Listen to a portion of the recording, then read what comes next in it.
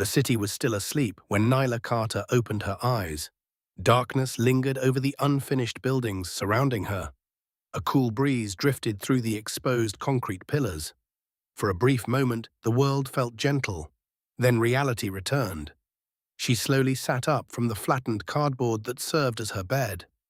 It rested behind a half-built structure hidden from busy streets. It was not comfortable, it was not safe, but it belonged to her.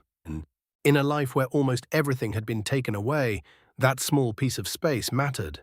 Nyla rubbed her arms against the morning chill. She tied her faded wrap firmly around her waist. Her clothes were old and worn, but they were clean. She protected that small piece of dignity fiercely. Life had stolen many things from her. Pride was not one of them. Beside her lay a pair of aging rubber sandals. The soles had nearly surrendered to years of rough pavement. Still, they carried her forward every day. She slipped them on and rose to her feet. "Another day," she whispered. There was no excitement in her voice. No disappointment either, only acceptance. As dawn slowly painted the horizon, Nyla was already walking. The city stretched awake around her. Street vendors arranged their tables. Shop owners swept dust from sidewalks. Workers hurried toward long days of labor. Nobody noticed her. She preferred it that way. Attention often brought questions. Questions often brought pity. Pity was something she refused to accept. The construction site roared with life before sunrise. Metal clashed against metal. Men shouted instructions across clouds of cement dust. Engines rattled, tools scraped. The entire place vibrated with urgency. Nyla stepped into the chaos as if she belonged there, because she did. At first glance, she looked like every other laborer. Another exhausted worker carrying the weight of survival. Yet anyone who watched carefully noticed something different. While others complained, she remained silent. While others slowed, she continued. While others searched for shade, she pressed forward. Steady, focused, relentless. She bent down and lifted a heavy stack of bricks. With practiced balance, she settled them onto her head and straightened without hesitation. Sweat already glistened along her forehead. "Nyla, you trying to outwork everybody again?" one worker shouted. Laughter followed. She did not respond. Talking slowed her down, and slowing down invited thoughts. Thoughts were dangerous. Thoughts opened doors she worked hard to keep closed. The rising sun cast golden light across the dusty ground. Heat slowly gathered strength. Soon it would become brutal. Yet Nyla never complained about the sun. The sun was honest. It never pretended. It never betrayed. It simply existed, unlike people. Hours passed, brick after brick, load after load. Her shoulders burned, her neck stiffened, her hands covered with small scars told stories she never shared. A group of younger workers sat beneath a wooden shelter eating lunch. "That woman never gets tired," one said. "I've been watching her for months," another replied. "She different." They laughed, but admiration hid beneath their words. Nyla walked to a corner and took a small sip of water. Only enough to continue, never enough to waste. Everything in her life required careful management. Food, money, energy, hope. By afternoon, the heat pressed down like a heavy blanket. The air shimmered above the ground, even breathing felt exhausting. Still she continued. Lift, walk, drop, repeat, again, again, again. Time lost meaning. Only movement remained. Yet behind her silence lived another world, a world filled with memories. She remembered a beautiful home once filled with laughter. She remembered a mother whose songs drifted through hallways every morning. She remembered a father whose voice commanded respect but softened whenever he spoke to his daughter. She remembered feeling safe. She remembered belonging. Then everything vanished. Not slowly, not fairly, not gently. One terrible night shattered everything. "Nyla!" a supervisor barked. She blinked and returned to the present. "Bring those blocks, move faster." "Coming," she replied calmly. She never argued. She never wasted energy fighting battles that changed nothing. Sometimes survival itself was victory. By evening, workers began leaving. Some laughed with friends. Others rushed home to waiting families. Nyla watched them without envy.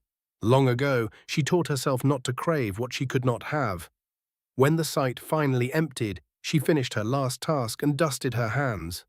Her body screamed with exhaustion. She ignored it. One older worker stopped her as she prepared to leave. "You stubborn," he said with a grin, "but you strong." For the first time that day, something softened in her expression. "Thank you," she said quietly. The walk back felt longer than usual. Evening sounds filled the streets, music floated from distant stores, traffic crawled through crowded intersections.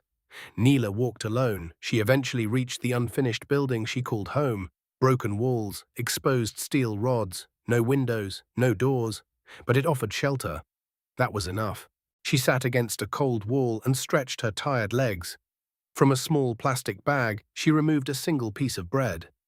Dinner. She ate slowly, making each bite last. When food was scarce, every mouthful carried value. Afterward, she leaned back and stared into the night sky. Stars slowly appeared above the city. For a brief moment, her defenses weakened. Loneliness slipped through the cracks. "Dad," she whispered. The word escaped before she could stop it. Her throat tightened. No tears came. She had already spent them years ago. Now she endured. Tomorrow would arrive. Another day of labor. Another day of silence. Another day of survival. But as Nyla closed her eyes beneath the dark sky, she could not know what waited ahead. Somewhere nearby, someone was about to notice her. Someone whose arrival would uncover buried truths, awaken forgotten memories, and change the course of her life forever. And before the next sunrise touched the city, destiny had already begun moving toward her. Long before Nyla Carter became the woman carrying bricks beneath a relentless sun, she had been a child, surrounded by comfort, security, and love. Her world once felt permanent. Every corner of her life seemed protected from hardship. Her family lived in one of the city's most respected neighborhoods. Their home stood proudly behind elegant gates and carefully maintained gardens. It was more than a house. It was a symbol of years of honest work and unwavering principles. Nyla's father, Harrison Carter, was a businessman known throughout the community. People respected him because he refused shortcuts. He believed integrity mattered more than wealth. "Money is useful," he often told his daughter, "but character is priceless." Nyla was too young to fully understand those words. To her, her father was simply a hero. Every morning began with familiar routines. Her mother, Denise, filled the house with the music while preparing breakfast. The scent of fried plantains, eggs, and fresh bread drifted through the hallways. "Wake up, sunshine," her mother would call. Nyla would hide beneath her blanket. 5 more minutes. "You said that yesterday," Denise always replied with a laugh. Those mornings felt endless, safe, certain, unbreakable. At breakfast, Harrison sat reading newspapers before leaving for work. His serious expression always softened when his daughter entered the room. "There's my princess," he would say. No matter how busy he became, he always made time for her. He never let her leave the house hungry. He never allowed a day to pass without reminding her she was loved. School brought its own joys. Nyla attended one of the best private academies in the city. Her uniforms were spotless, her books were complete, her future appeared bright. Other students admired her life, yet her parents constantly reminded her to remain humble. "Never look down on anyone," Denise often said. "Why?" young Nyla would ask. "Because life changes faster than people expect." Back then, those words sounded impossible. How could everything change? Her family seemed too strong, too secure, too happy. Yet beyond the walls of their beautiful home, danger quietly waited. Harrison had built his business empire alongside trusted partners. Among those partners were relatives who appeared loyal and supportive. They attended family gatherings. They smiled during celebrations. They praised Harrison publicly. But hidden beneath those smiles lived something poisonous: greed. Nyla never noticed it. Children rarely see what adults conceal. Still, there were moments that felt strange. Conversations ended abruptly when she entered rooms. Certain relatives exchanged looks she did not understand. Questions lingered too long. Silences appeared where none should have existed. Yet Harrison trusted them completely. Trust, unfortunately, can become a weapon in the wrong hands. The night everything changed began like countless others. The family shared dinner together. Laughter filled the room. Nyla talked excitedly about school activities and friends. Her parents listened patiently. Nothing felt unusual. That was what made the tragedy so cruel. Nobody knew it would be their final evening together. Later that night, Harrison received a phone call, a business emergency. At least, that was what he believed. "I'll be back soon," he assured them. Denise frowned slightly. "Do you really have to go tonight?" He smiled. "It won't take long." Then he looked at his daughter. "Sleep early. I'll check on you when I get back." "Okay, Dad." She smiled and returned to her room. She never imagined those would be their last words. The accident happened on a lonely stretch of road. There were no witnesses, no clear answers, only twisted metal and devastating silence. Before sunrise, terrible news arrived. Nyla woke to chaos. Voices echoed through the house. People rushed through hallways. Someone was crying. Fear settled inside her chest. She stepped from her bedroom and saw her mother collapsed on the floor, broken, shattered, unrecognizable. "Mom?" Denise lifted tear-filled eyes toward her daughter. "Your father." The sentence never finished. It did not need to. Somewhere deep inside, Nyla already understood. The following days became a blur of grief. Visitors filled the house. Condolences echoed endlessly. Flowers arrived. Prayers were offered. Yet nothing changed reality. Harrison Carter was gone. Nyla kept expecting him to walk through the front gate. She waited for his familiar voice. She waited for someone to announce a mistake. Nobody did. Then tragedy struck again. Denise's fragile heart could not endure the loss. Overwhelmed by grief, she passed away shortly after her husband. Within days, Nyla lost both parents. 2 funerals, 2 coffins, 1 devastated child. That was the moment her childhood ended. Not gradually, not gently, instantly. After the funerals, relatives surrounded her. They offered comforting words. "We're here for you. You'll never be alone. We'll take care of everything." Desperate for stability, Nyla believed them. She needed to believe someone. But false kindness never survives for long. Soon, private meetings began happening without her. Important documents disappeared. Decisions were made behind closed doors. Whenever she asked questions, the answers remained the same. "You're too young to understand." At first, she accepted those explanations. Then the changes started. Employees were dismissed, accounts were frozen, properties changed ownership, rooms were locked, vehicles vanished. One evening, Nyla finally gathered enough courage to ask a question. "When will things return to normal?" One relative laughed quietly. "This is normal now." The coldness in his voice terrified her. For the first time, she realized something terrible was happening. Something was being stolen, and she was about to discover exactly how much. The warning signs had been there all along. Nyla simply had not known how to recognize them. After her parents' deaths, the people who promised protection slowly revealed their true intentions. Their smiles remained, their voices stayed polite, but the warmth disappeared. Everything became a transaction. Everything became control. Nyla noticed it first in small ways. Household employees who had known her since childhood suddenly disappeared. One by one, they were dismissed. "We need to reduce expenses," her uncle explained. The explanation sounded reasonable, at first. Then her monthly allowance stopped. "Money must be managed carefully now," another relative said. Again, the explanation sounded logical, until more changes followed. Vehicles were removed from the property. Several rooms became locked.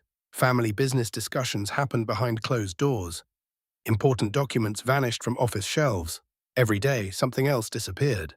Every day, Nyla felt more like a visitor inside her own home. One afternoon, she stood in her father's study. Dust floated through beams of sunlight.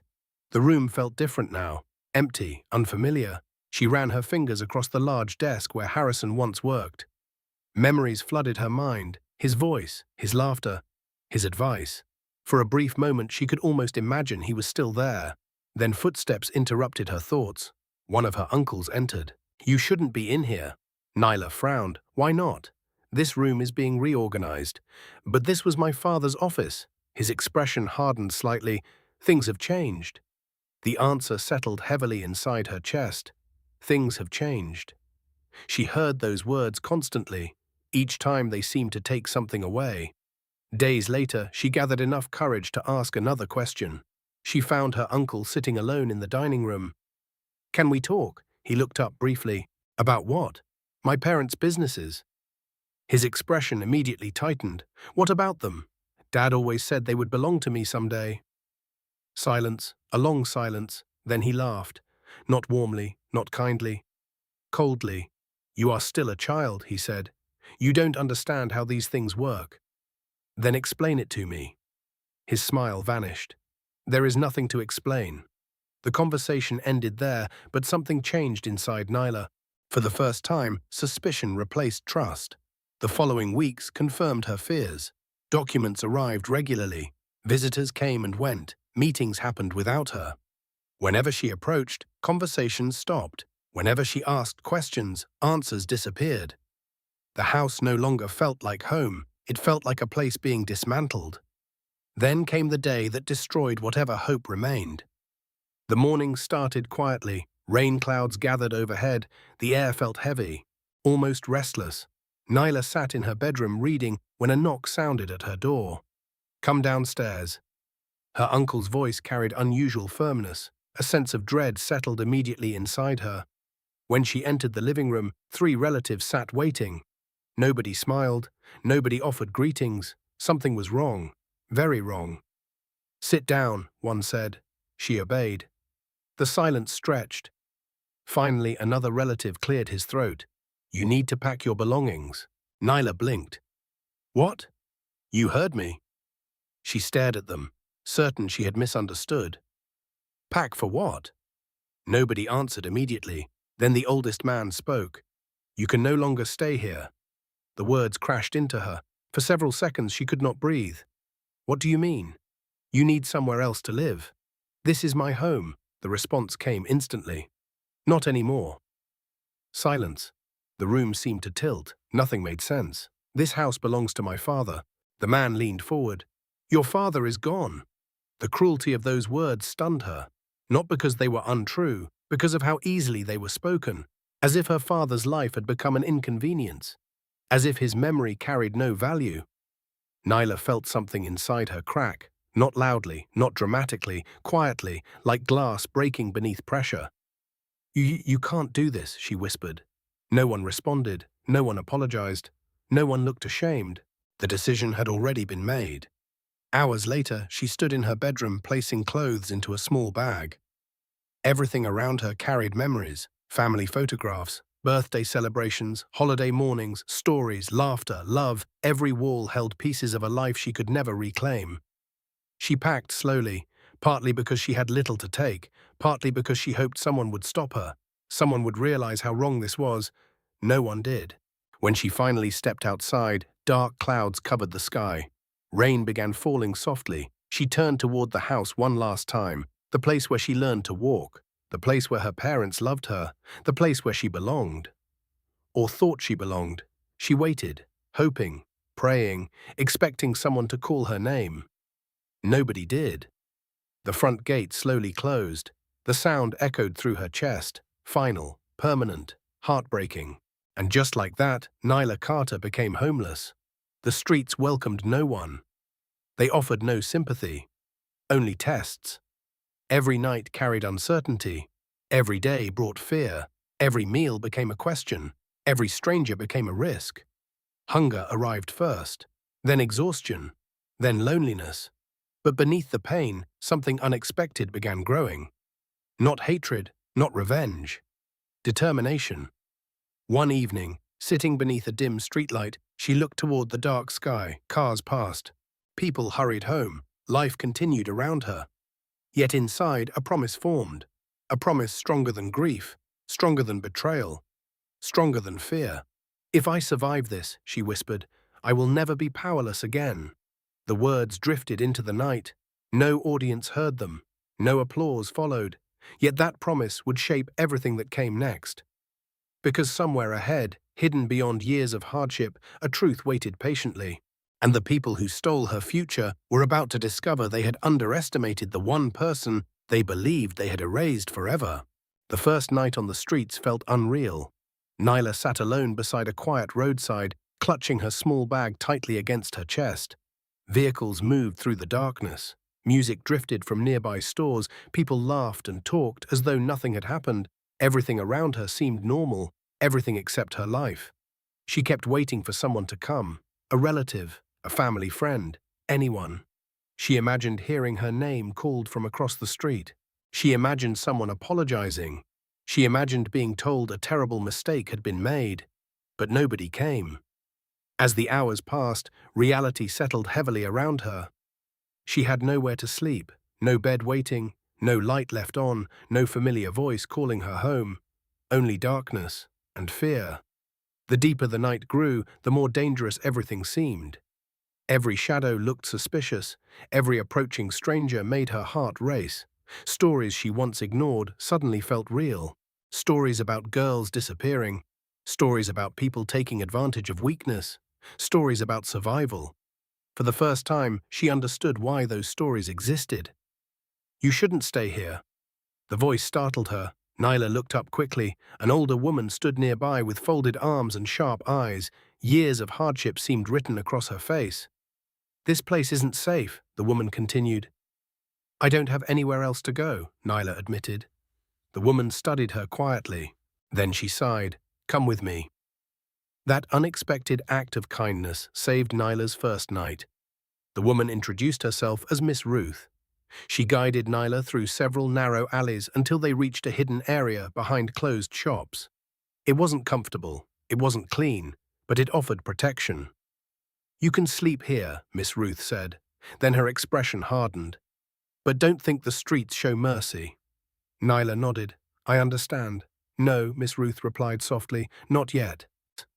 That night, Nyla slept lightly. Every sound pulled her awake. Footsteps, voices, barking dogs, distant traffic. Her body rested, her mind remained alert. Morning arrived too quickly. "Get up," Miss Ruth said. "If hunger doesn't wake you, pain will." Nyla sat up slowly. Her muscles ached from sleeping on hard ground. "What do I do now?" she asked. Miss Ruth handed her a small piece of bread. "First, you eat. Then you learn." The bread tasted ordinary, yet to Nyla it felt priceless. Not because of its flavor, because it represented survival. Afterward, Miss Ruth sat beside her. "Nobody will carry your problems for you," she said. "If you want to live, you'll have to work." Nyla nodded immediately. "I can work." "Doing what?" The question stopped her. She had never considered it before. Her parents had always provided. School had been her responsibility, not survival. "I don't know," she admitted. Miss Ruth gave a small smile. "Then it's time to learn." The following days tested her in ways she never imagined. She walked through markets searching for opportunities. She offered to carry goods. She offered to clean shops. She offered to do anything. Most people ignored her. Others dismissed her. Some barely looked at her. Each rejection hurt. Yet she kept trying. By the third day, hunger transformed from discomfort into pain. Sharp, constant, demanding. Her legs felt weak. Her vision occasionally blurred. Even standing required effort. That was when she learned a difficult truth. Survival cared nothing about pride. It cared only about endurance. Eventually, she found small jobs, sweeping sidewalks, fetching water, carrying groceries, moving supplies.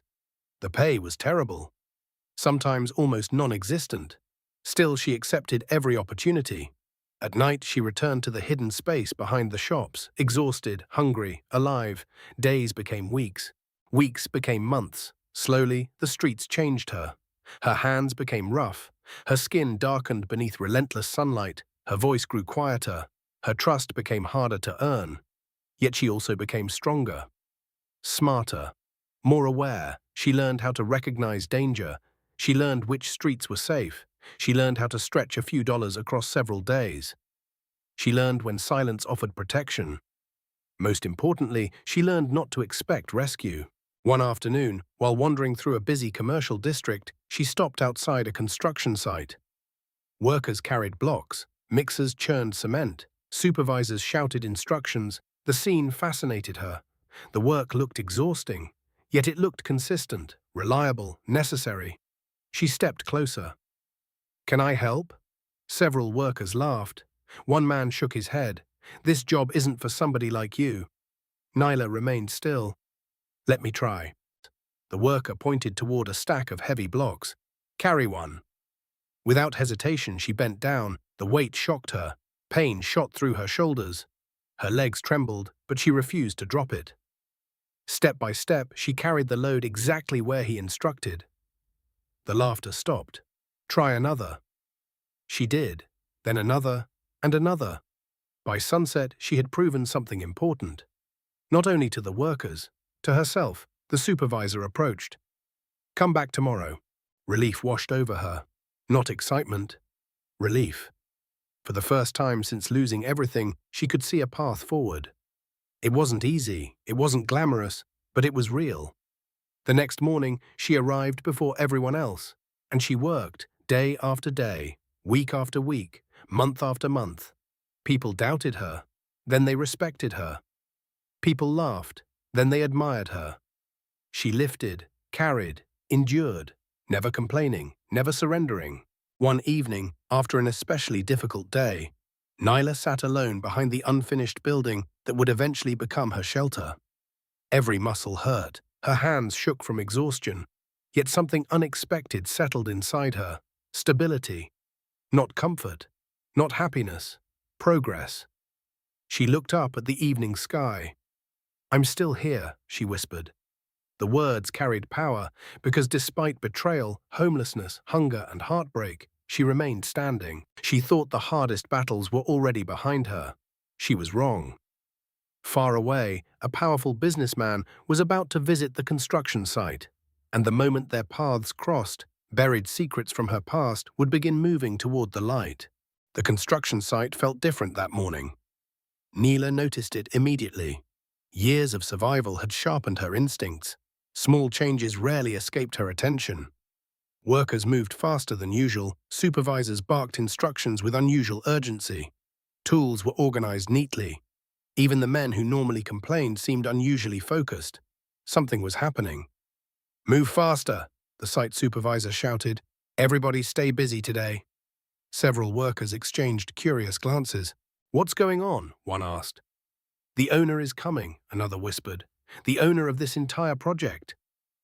That immediately caught everyone's attention. The project owner was known throughout the city. Successful, wealthy, influential. Most workers had never seen him in person. Nyla continued carrying bricks. The news meant nothing to her. Powerful people had never improved her life. Why would this one be different? She focused on her work. Lift, walk, drop, repeat. The familiar rhythm kept her grounded. Hours later, the sound arrived. Several expensive vehicles rolled smoothly through the construction site entrance. The noise alone drew attention. Conversations stopped, tools paused, heads turned. Nyla placed a stack of bricks carefully on the ground before finally looking up. Dark vehicles formed a neat line near the entrance. Several security personnel stepped out first. Then the owner emerged. His name was Marcus Bennett. He carried himself with quiet confidence. Tall, composed, well-dressed, yet there was nothing flashy about him. He did not appear interested in impressing anyone. Instead, he seemed focused, observant, deliberate. The site supervisor rushed forward eagerly. "Good morning, sir." Marcus nodded politely. "How is progress?" "Excellent, sir. Ahead of schedule." As they walked, Marcus listened carefully, but his attention kept shifting, not toward the building, toward the workers. He watched how people moved, how they interacted, how they performed under pressure. Then he noticed her. At first, it was simply a glance, a woman carrying a heavy stack of bricks. Nothing unusual, yet something made him look again. Most laborers showed visible strain, most paused frequently, most complained occasionally. She did none of those things. Her movements were efficient, disciplined, controlled, almost mechanical. "Who is she?" Marcus asked. The supervisor followed his gaze. "Her?" "Yes." The supervisor shrugged. "Just a worker." "How long has she been here?" "Quite a while." "What's her name?" "Nyla." Marcus continued watching. Something felt unusual, not because she worked hard. Many people worked hard. What interested him was the silence, the focus, the absence of self-pity. She carried herself like someone fighting an invisible battle. as if survival itself required constant effort. Then, unexpectedly, her eyes lifted. For a brief second, their gazes met. No dramatic moment followed, no sudden recognition, no spark, only awareness. Nyla looked away immediately, not nervously, not respectfully, simply because she had work to do. That surprised him. Most people reacted differently around wealth and influence. Most stared, most smiled, most hoped to be noticed. She returned to carrying bricks, as if he were irrelevant. Marcus found himself intrigued. "Interesting," he murmured. The supervisor looked confused. "Sir?" Marcus ignored the question. His attention remained fixed on Nyla. Eventually, curiosity overcame him. Without warning, he changed direction and walked toward her. The supervisor hurried after him. Nyla noticed their approach but continued working. Only after setting down another load did she stop. Marcus stood before her. Up close, she looked older than her years, not because of age, because of experience. Life had left visible marks, not on her face, in her eyes. "Good morning," Marcus said. "Good morning," Nyla replied. No smile, no nervousness, just simple acknowledgement. Marcus studied her briefly. "You've been working since early morning?" "Yes." "Aren't you tired?" Nyla met his gaze. "I am." The honesty surprised him. Most people would have denied it. Most would have tried appearing stronger. She simply told the truth. "Then why keep going?" he asked. She adjusted the weight on her shoulders. "Because stopping doesn't pay bills." The answer landed heavily. Simple, direct, undeniably true. Marcus nodded slowly. "What's your name?" "Nyla Carter." The name settled briefly in his mind. "Nyla," he repeated it quietly. Then he stepped aside. "You can continue." She nodded once and returned immediately to work. No gratitude, no attempt to impress him, no effort to prolong the conversation. Marcus watched her leave. The supervisor laughed lightly. "She doesn't talk much." "I noticed," Marcus replied, yet something about the encounter remained with him. As meetings continued throughout the afternoon, his attention repeatedly drifted back toward her. The woman carrying bricks, the woman who admitted exhaustion without shame, the woman who worked as though survival depended on every step. Because perhaps it did. When Marcus finally returned to his vehicle, he looked back one last time. Nyla was still working, still focused, still silent. The setting sun painted the construction site gold. Dust floated through the air. Workers slowly prepared to leave. Yet she continued, unchanged, unbothered, determined. Marcus settled into the back seat of his vehicle. The convoy began moving. But his thoughts remained behind. For reasons he could not explain, he found himself repeating her name. Nyla Carter. Something about her story felt unfinished.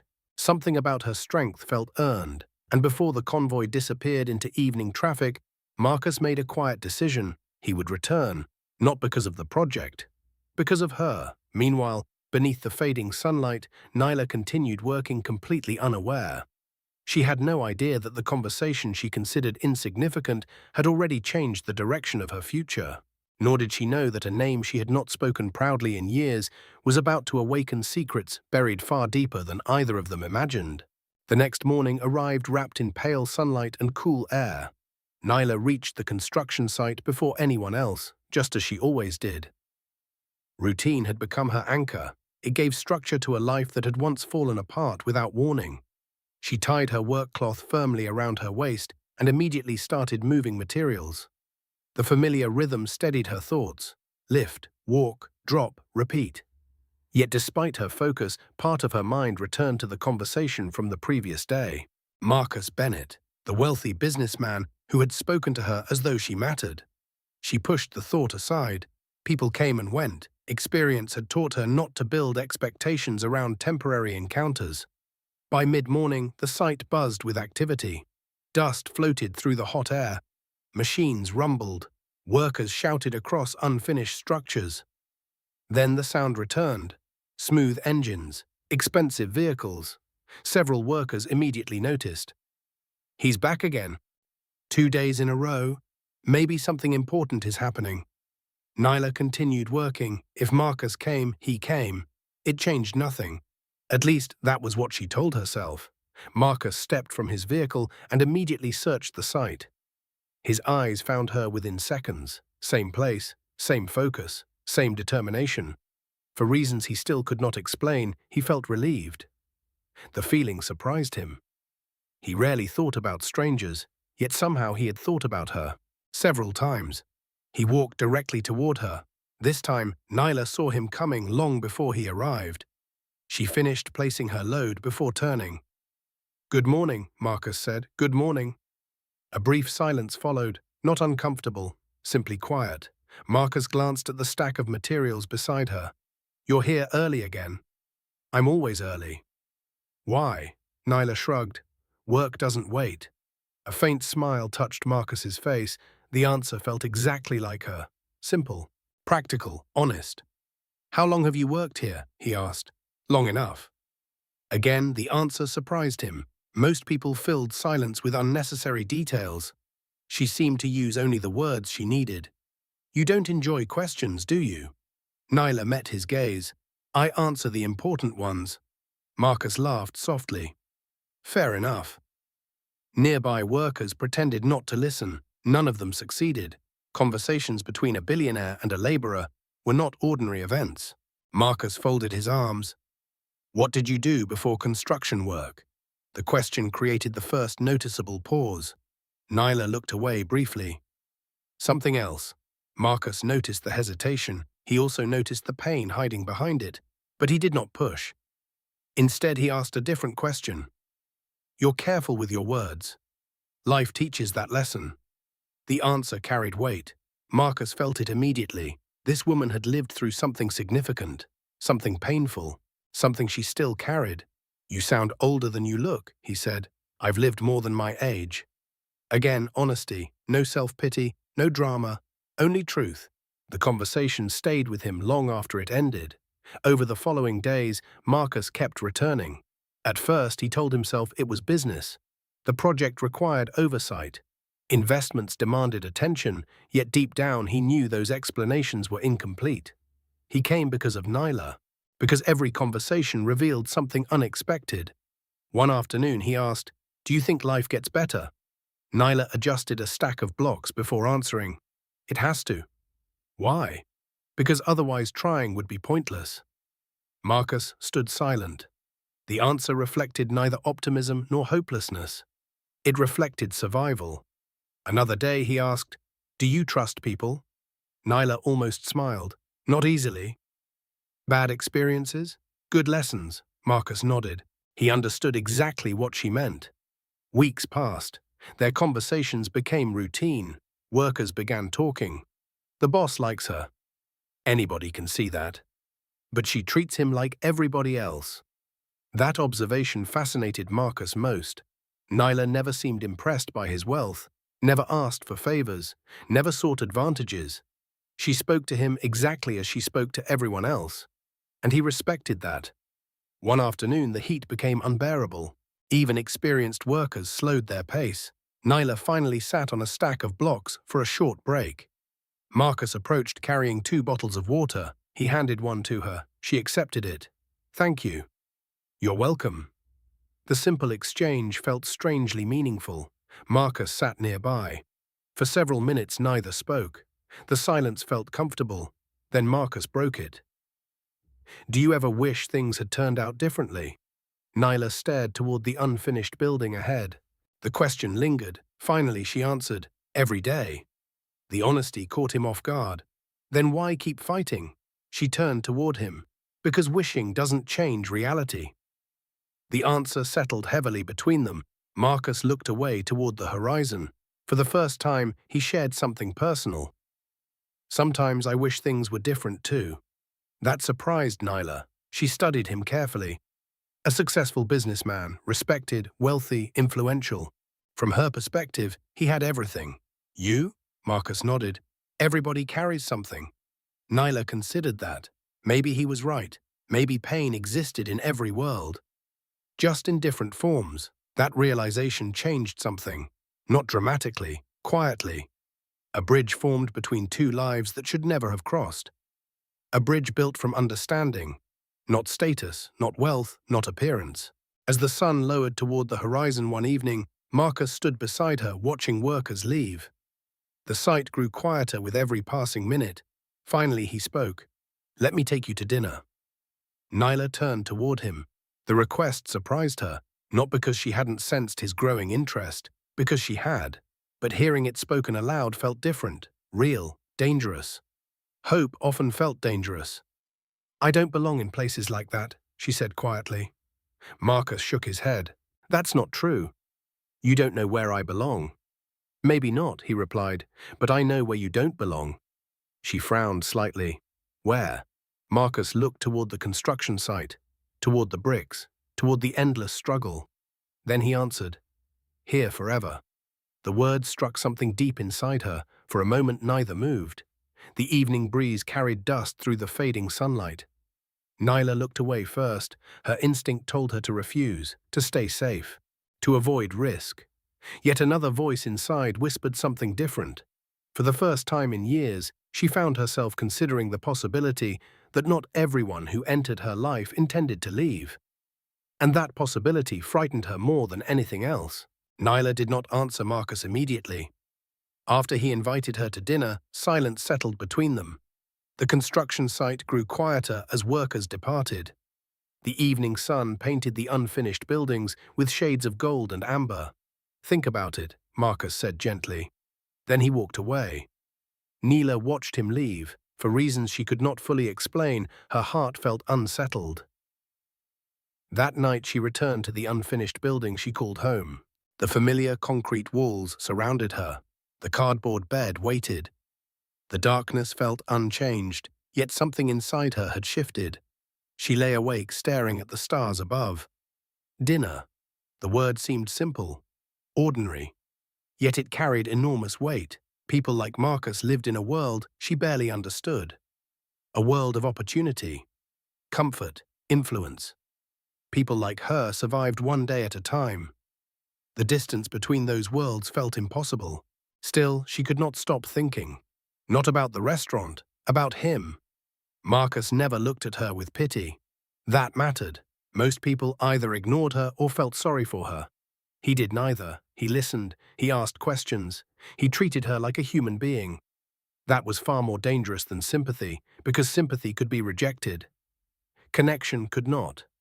Nyla turned onto her side. A quiet fear rose inside her. Hope. Hope had once destroyed her. Hope had convinced her that family would protect her. Hope had convinced her that good things lasted forever. Then everything disappeared. She closed her eyes tightly. "I can't make that mistake again," she whispered.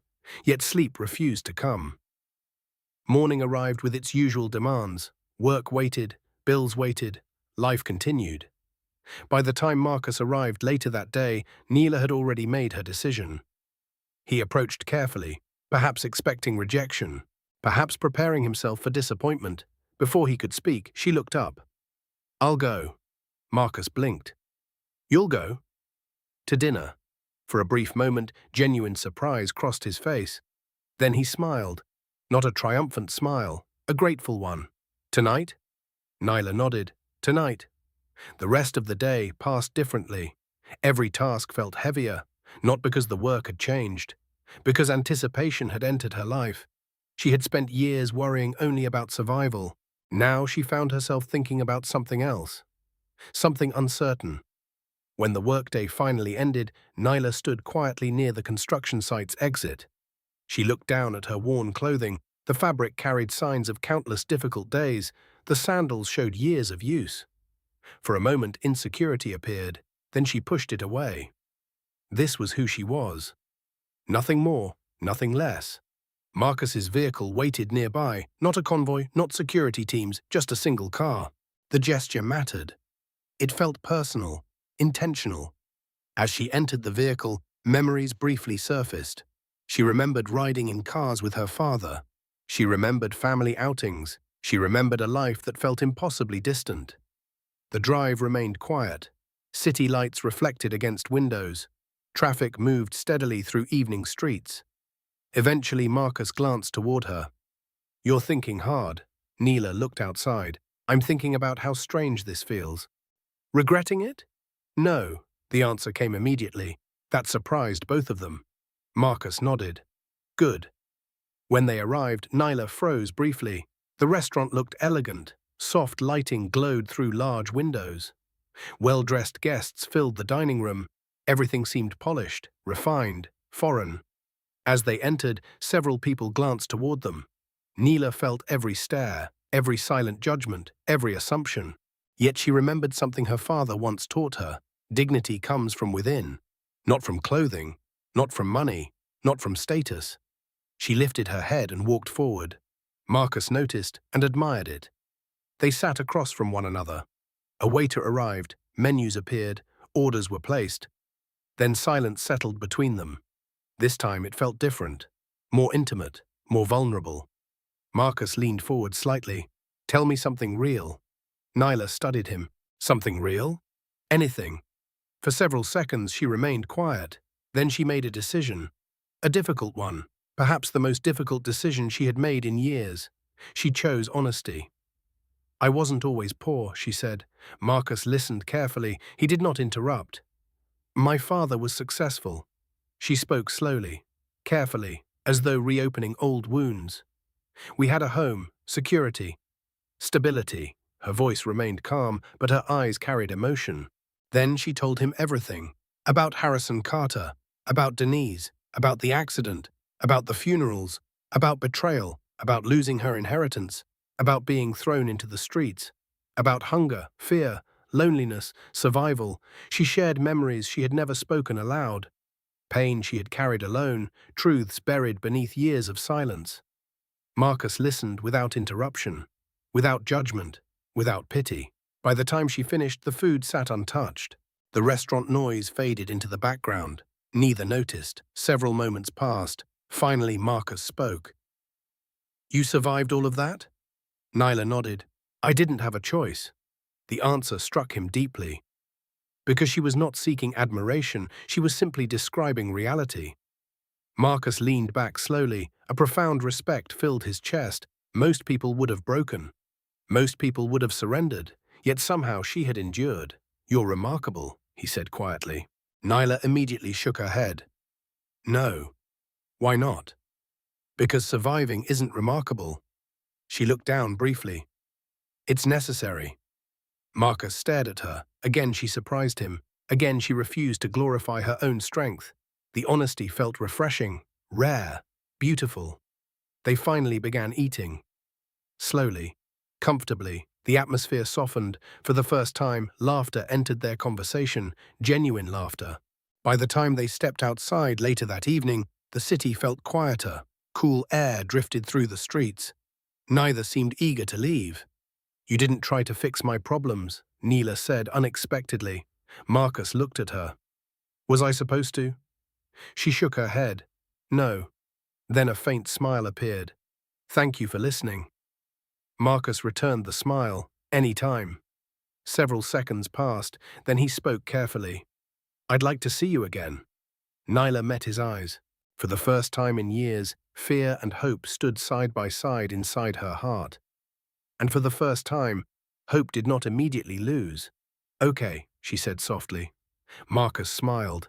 Neither of them noticed the man sitting across the street inside a parked vehicle, watching, listening, taking photographs. A man whose face belonged to a past Nyla thought she had left behind forever. And before the night ended, those photographs would reach the very people who once stole everything from her. After that evening, life continued, at least on the surface. Nyla still woke before sunrise.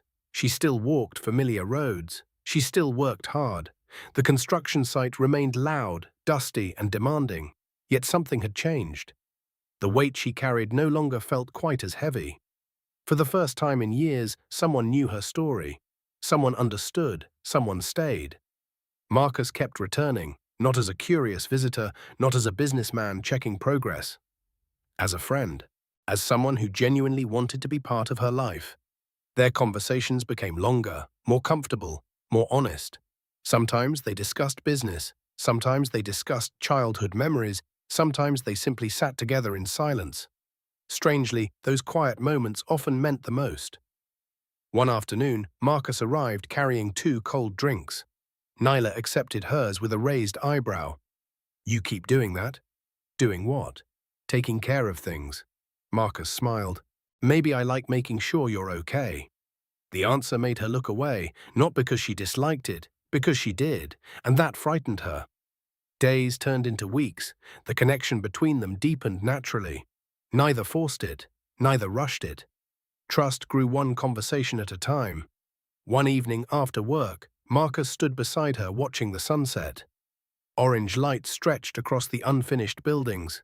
Workers drifted home. The site slowly emptied. You shouldn't be here forever, Marcus said. Nyla frowned. Where else would I be? Anywhere you choose. She laughed softly. That's not how life works. Maybe not. Marcus turned toward her. But you're capable of more than carrying bricks. Nyla shook her head. This is what I know. No. His voice remained calm. This is what you've been forced to do. The distinction surprised her. Marcus continued. You've spent years learning construction materials only because I work here. Exactly. He stepped closer. You know which materials last. You know quality. You know suppliers. You know more than you realize. Nyla stared at him. Nobody had ever described her experience as knowledge. To her it was survival, nothing more. Let me ask you something, Marcus said. What? If opportunity appeared tomorrow, would you take it? The question lingered. I don't know. Marcus nodded. Honest answer. Several days later, he returned with unusual energy, a quiet excitement. Come with me, he said. Where? Trust me. That answer would once have frightened her. Now it didn't. Not entirely. She climbed into his vehicle. They drove across the city, past busy markets, past office buildings, past neighborhoods she rarely visited. Eventually the car stopped. Marcus stepped out first. Nyla followed. Then she froze. Before her stood a commercial property. Not large, not extravagant, but promising. A storefront located in a busy area. The kind of place where customers naturally gathered. What is this? She asked. Marcus smiled. Take a look. They walked inside. Shelving lined the walls. Storage areas filled the rear section. The location felt perfect. Nyla looked around, confused. Why am I here? Marcus took a deep breath. Because this is your opportunity. She stared. My opportunity? A building supply business. Silence. Then immediate resistance. No, Marcus expected that response. Hear me out. I can't accept something like this. I'm not giving it to you. That answer stopped her. You're not? No? Marcus folded his arms. I'm investing in someone who already understands the industry. Nyla blinked. Me? Yes. He pointed toward the shelves. You know these materials better than many managers. That's different. Why? Because I carry them. Marcus shook his head. You understand them. The distinction landed heavily. Again, what if I fail? Marcus answered without hesitation. Then you learn. What if I don't know enough? Then you'll learn more. Nyla looked around the empty shop. Fear battled possibility. For years she had focused only on surviving. Now someone was asking her to imagine a future. That felt almost impossible. Yet beneath the fear, excitement appeared. A small spark, a dangerous spark. Hope. Finally, she nodded. Okay, Marcus smiled. Not because he had convinced her, because she had finally started believing in herself. The following weeks transformed everything. Supplies arrived, records were organized, deliveries were scheduled. Marcus guided her through every step, yet he never treated her like a charity project. He treated her like a business owner, a partner, a professional. The first customer arrived 3 days after opening. Nyla felt nervous, more nervous than she ever felt carrying bricks. The customer listed several materials. Without thinking, she answered confidently. She knew exactly what he needed, exactly where it was located, exactly how much it cost. After he left, she stood frozen. I did it, she whispered. Marcus grinned. Of course you did. That was the moment everything clicked. She was not starting from nothing. Years of labor had prepared her. Years of hardship had taught her. Years of observation had educated her. A week later, Marcus handed her a set of keys. Nyla looked confused. What's this? Your apartment.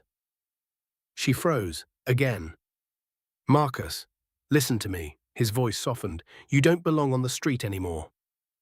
The words pierced straight through her defenses. That evening she stood alone inside a small apartment. Clean, safe, quiet. A bed waited in one room, a kitchen stood in another. The windows overlooked city lights. For several minutes she simply walked from room to room, touching walls, opening doors, confirming it was real. Then she sat on the edge of the bed. The same woman who once slept on cardboard now had a home again. Not because someone rescued her, because someone believed in her. Tears filled her eyes, not from sadness, from relief. She thought the future finally looked bright. She thought the worst was behind her. But across the city, photographs from that dinner had already reached her former relatives. And the people who stole her inheritance were preparing to make a move. Because for the first time in years, they had discovered exactly where Nyla Carter was. Success brought changes Nyla never expected. Customers returned regularly. Contractors recommended her business. Builders trusted her judgment. Word spread quickly across the city. The woman who once carried bricks now owned one of the fastest-growing building supply stores in the area. Every morning, she unlocked the front door before sunrise. Every evening, she balanced accounts and reviewed inventory. The work remained demanding, but it felt different. This time, she was building something for herself. One afternoon, a regular customer smiled as he loaded supplies into a truck. "You know your business well." Nyla returned the smile. "I've spent years learning." The answer carried deeper meaning than most people realized. Everything seemed to be moving forward. The business, her confidence, her relationship with Marcus. For the first time in years, she allowed herself to imagine a future. Not merely survival. A future. Meanwhile, Marcus intentionally stepped back from daily operations. Not because he cared less, because he wanted her success to belong to her. He still visited often, but now he came as support rather than supervision. One afternoon, he entered the store carrying coffee. "You're late," Nyla teased. Marcus raised an eyebrow. "Apparently I have a schedule now." "Apparently you do." Both laughed. The exchange felt effortless, comfortable, natural. The connection between them had deepened quietly. Neither rushed it, neither forced labels upon it. Yet both understood what was growing. One evening after closing, they walked together through a quieter section of the city. Streetlights glowed softly above them. Traffic hummed in the distance. For several minutes, they simply enjoyed the moment. Then Nyla spoke. "You disappeared for 3 days." Marcus glanced toward her. "You noticed." "I noticed things." He smiled. "Business meetings." She nodded slowly, then surprised herself by admitting something. "I thought maybe you were pulling away." Marcus stopped walking. Nyla took 2 more steps before realizing he had stopped. She turned. His expression had changed, more serious, more direct. "I wouldn't do that." The certainty in his voice caught her off guard. "Why not?" Marcus looked directly into her eyes. "Because you deserve honesty." The answer landed heavily. For years, people had lied to her, manipulated her, abandoned her. Honesty felt almost unfamiliar. They resumed walking. Eventually, Marcus asked a question. "What scares you most?" Nyla immediately knew the answer. Not poverty, not hard work, not failure. Those things she understood. Those things she could survive. "Losing something good," she admitted. The words came quietly. Yet they carried years of pain. Marcus listened carefully. "That makes sense." "Does it?" "Of course." Nyla looked ahead. "I used to believe good things lasted forever." Her voice softened. "Then everything disappeared." Marcus nodded slowly. Several moments passed, then he stopped again. "Look at me." She hesitated, then she did. The seriousness in his expression immediately captured her attention. "I'm not temporary, Nyla." The words struck her harder than she expected. "Marcus, I'm serious." His voice remained calm, steady, certain.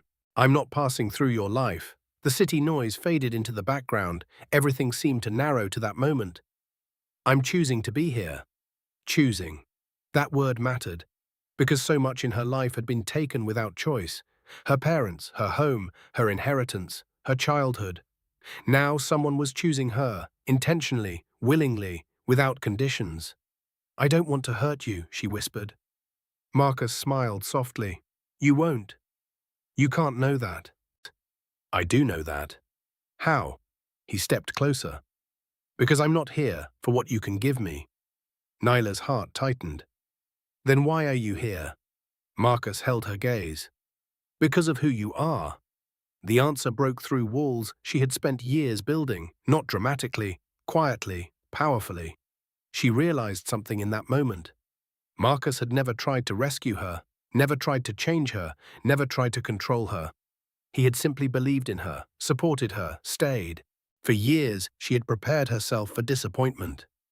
Now she found herself preparing for something entirely different. Trust. "I don't know how to do this," she admitted. Marcus laughed softly. "Neither do I." That surprised her. "Really? Really?" The honesty made her smile. "So what do we do?" Marcus thought for a moment, then answered, "We stay." The simplicity of the answer touched her deeply. Stay. Not prove, not promise, not perform, stay. For the first time, that sounded possible. "Okay," she said. Marcus smiled. And in that quiet moment, something shifted. Not friendship, not attraction, something deeper, something lasting. Neither needed to name it. They both felt it. Later that night, Nyla returned to her apartment. She lay awake staring at the ceiling. Yet unlike previous nights, her thoughts brought peace rather than fear. She thought about her parents, about the little girl she once was, about the woman she had become. Then she thought about Marcus. And for the first time, hope no longer felt dangerous. It felt possible. Across the city, however, a very different conversation was taking place.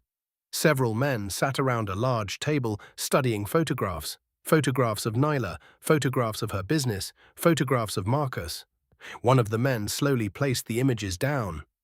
His expression darkened. "She's becoming successful." Another nodded. "And she's getting close to someone powerful." The room fell silent. Finally, the oldest man spoke, the same man who had once forced a young girl from her home. "Then we act now." The words sent a chill through the room. Because after years of believing Nyla Carter was powerless, her enemies had finally realized something terrifying. She was becoming strong enough to take back everything they stole. The next few weeks brought growth unlike anything Nyla had ever imagined. Her business continued expanding. Contractors signed larger agreements. Construction companies began placing recurring orders. New customers arrived every day. People who once overlooked her now respected her expertise. The transformation felt remarkable. Yet success brought something else: attention. And attention eventually reached the wrong people. One morning, Nyla arrived at her store and immediately sensed something was wrong. The front door stood slightly open. Her heart raced. She hurried inside. Several shelves had been damaged. Inventory lay scattered across the floor. Office files had been thrown everywhere. Nothing valuable appeared stolen. The destruction seemed intentional. A message, a warning. For several moments she stood frozen. Memories rushed back: fear, loss, betrayal. The same emotions she thought she had left behind. Marcus arrived minutes later. The moment he saw the damage, his expression hardened. "Who did this?"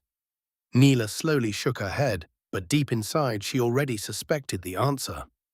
Later that evening, another surprise arrived. Marcus requested a meeting, not at the store, not at a restaurant, at his family home. When Nyla arrived, she immediately sensed unusual seriousness. Marcus, his mother, his father, all waited in the living room. Several large folders rested on the coffee table. "What's going on?" Nyla asked. Marcus's father took a deep breath. "We've learned something important." The room fell silent. He opened one of the folders. Inside were documents, property records, business agreements, legal filings, years of paperwork. "After meeting you," he said softly, "I started investigating what happened after your parents died." Nyla's heart began pounding. "What did you find?" His expression darkened. "Fraud." The word landed like thunder. Marcus's father continued, "Your relatives illegally transferred assets. They manipulated ownership documents. They concealed properties. They erased your inheritance." Nyla stared at him. speechless, not because she was surprised, because she finally had proof. For years she had carried suspicion, now she carried evidence. Marcus slid another folder toward her. Everything your father built was never legally theirs. Tears filled her eyes, not tears of sadness, tears of validation. She had not imagined it. She had not misunderstood. She had been robbed. The following months became a battle. Lawyers became involved. Investigations began. Financial records surfaced. Witnesses stepped forward. The truth slowly emerged. Many people who once feared speaking finally found courage.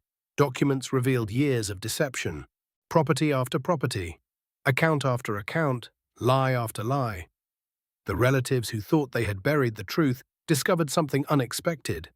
Truth does not stay buried forever. News spread across the city. The story shocked many people.